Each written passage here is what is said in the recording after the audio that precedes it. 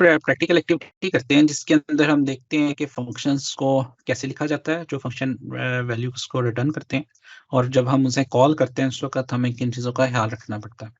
तो अभी हम एक प्रॉब्लम सिनेरियो देखते हैं कि हम एक ऐसा छोटा सा प्रोग्राम लिखना चाहते हैं जिसके अंदर दो नंबर यूजर से इनपुट करें और फिर दो सेपरेट फंक्शन लाएं। एक फंक्शन लाएं जो दो नंबर्स को ऐड करे इन दो नंबर्स को, और दूसरा एक फंक्शन लाएं जो दोनों नंबर्स को मल्टीप्लाई करे। लेकिन इसके साथ हम एक एक्स्ट्रा रिस्ट्रिक्शन ऐड करना चाहते हैं कि हम फंक्शन के अंदर ना तो यूजर से कुछ इनपुट करेंगे और ना ही फंक्शन के अंदर कोई प्रिंट की स्टेटमेंट करेंगे। ये रिस्ट्रिक्शन ऐड करने से हमें ऐसे फंक्शन लिखने पड़ेंगे जिसमें ना तो इनपुट यूजर से करना है और ना ही उनके अंदर इनपुट का फंक्शन यूज करना है और ना ही उनके अंदर प्रिंट का फंक्शन यूज करना है।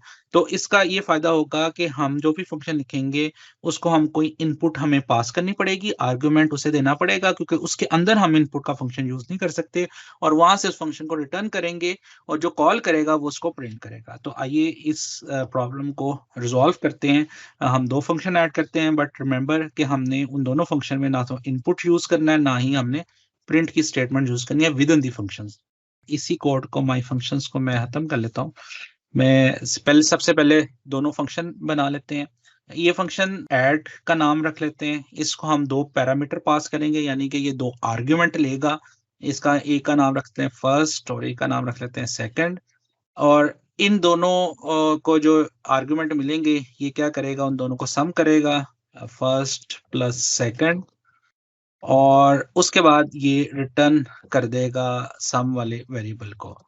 तो ये तो हमारा एक फंक्शन हो गया जो ऐड का, जो सम को रिटर्न करता है। इसी तरह हम एक फंक्शन बना लेते हैं मल्टीप्लाई का, इसका नाम हम मल्टीप्लाई रख देते हैं। अभी मैं कंप्लीट नाम नहीं लिखता, MUL रख लेता हूँ इसका नाम, और इसमें भी दो नंबर इनपुट होंगे।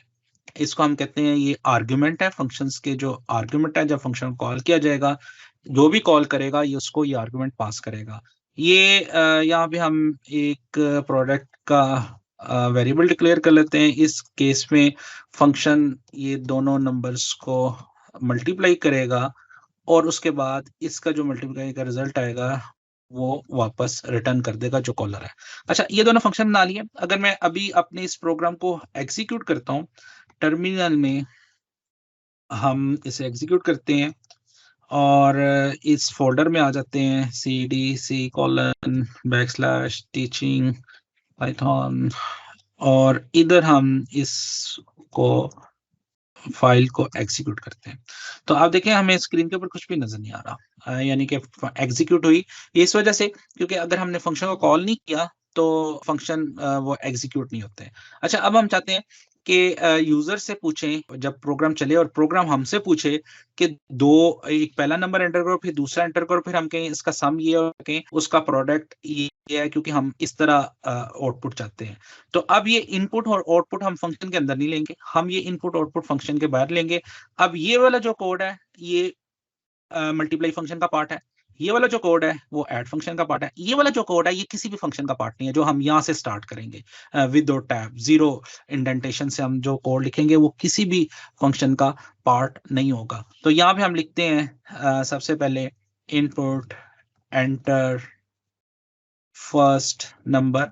अब जब हम फर्स्ट नंबर लेंगे, ये एक्चुअली क्योंकि इनपुट से जब भी हम लेते हैं इसकी डेटा टाइप स्ट्रिंग होती है, और हमें मालूम है कि हमने अगर उसके ऊपर कोई मैथमेटिकल ऑपरेशन परफॉर्म करना हो तो इसको हम पहले इंटीजर में कन्वर्ट कर लेते हैं साथ ही। और जैसे वो इनपुट आएगी वो स्ट्रिंग में आएगी, उसके बाद वो इंटीजर में कन्वर्ट होगी, उसके बाद फिर हम इसे स्टोर कर लेंगे किसी वेरिएबल में। इसका नाम रख लेता हूँ फर्स्ट नंबर की रिप्रेजेंटेशन के लिए, और इसका नाम रख लेता हूँ मैं एस नम, सेकंड नंबर, उसके बाद integer input enter second number.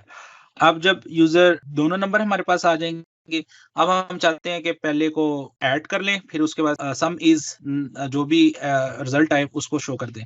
तो यहाँ पे हम इस तरह कर सकते हैं प्रिंट सम इज, ये हम चाहते हैं एज इट इज नजर आए, और उसकी जगह पे हम चाहते हैं कि ये जो फर्स्ट नंबर और सेकंड नंबर है ये इस ऐड के फंक्शन को इस्तेमाल करें। तो यहाँ पे हम ऐड के फंक्शन को कॉल कर लेते हैं। अब देखें ये प्रिंट का फंक्शन है, प्रिंट के विद इन ही मैंने ऐड का फंक्शन कॉल कर लिया। ये भी कर सकते हैं आप अलग से इसे कॉल करके इसकी वैल्यू एक वेरिएबल में रखवाएं और वो वेरिएबल यहाँ पे इस्तेमाल कर लें। इसमें हम जब ऐड का फंक्शन कॉल करेंगे इसकी जो वैल्यू आएगी वो यहाँ पे आ जाएगी और वो वैल्यू हमें स्क्रीन के ऊपर प्रिंट हो जाएगी। तो यहाँ पे मैं इसे कॉल कर लेता हूँ क्योंकि वो वैल्यू मेरी फर्स्ट नम में है और एस नंबर में है।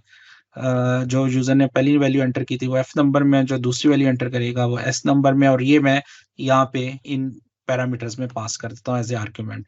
तो add F num S num, let's say user इधर एंटर करता है 4, सेकंड नंबर में एंटर करता है 6, तो 4 एफ नम चला जाएगा फर्स्ट के पास, और जो 6 एंटर करेगा वो एस नम में जाएगा और वो चला जाएगा सेकंड के पास। तो जिस तरह कोरस्पॉन्डिंग यहाँ पे हम वैल्यूज वेरिएबल यूज करेंगे वो कोरस्पॉन्डिंग उस फंक्शन के आर्ग्यूमेंट में चले जाएंगे, और वो फिर वहां पे उनको प्लस करके आर्ग्यूमेंट्स को वापस हमें रिटर्न कर देगा। तो यहाँ पे जब हम इसे कॉल करेंगे तो स्क्रीन के ऊपर लिखा होगा सम इज, इसी तरह हम लिख सकते हैं प्रिंट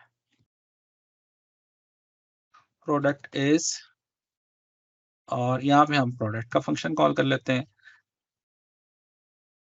और इसमें भी ये दोनों नंबर पास कर लेते हैं क्योंकि वो नहीं दो नंबर्स को हम प्लस करना चाहते हैं। यहाँ पे जो है सॉरी प्रोडक्ट की जगह पे वो हमने फंक्शन का नाम जो है वो मल रखा हुआ है, तो इधर मुझे मल लिखना चाहिए। ठीक है जी। अब इसको अगर हम एग्जीक्यूट करेंगे तो होगा क्या कि अब ये वाला लाइंस क्योंकि किसी फंक्शन में है तो ये ऑटोमेटिकली एग्जीक्यूट होगा।